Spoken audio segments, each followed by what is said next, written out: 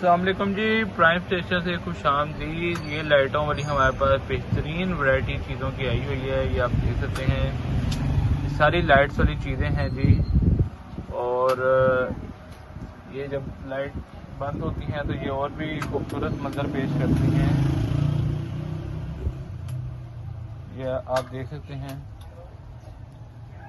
ये सारी हमारे पास लाइट्स वाली वैरायटी है। बहुत ज़बरदस्त चीज़ें हैं जी, ये सारी आप देख सकते हैं। इसके अलावा भी हमारे पास 14 अगस्त की बेशुमार वैरायटी मौजूद है। आप लोगों में से जो दोस्त भी 14 अगस्त की शॉपिंग करना चाहता है अपनी दुकान के लिए या घर के लिए, वो हमसे रब्ता कर सकता है जी। हमारे पास लातादाद वैरायटी पड़ी हुई है 14 अगस्त की। इसके बाद फ्लैग की सारी वैरायटी पड़ी हुई है। इसके बाद ये लाइटिंग वाली आपको चीज़ें दिखा दी हैं, और ये सारी भी लाइट वाली चीज़ें पड़ी हुई हैं जी हमारे पास।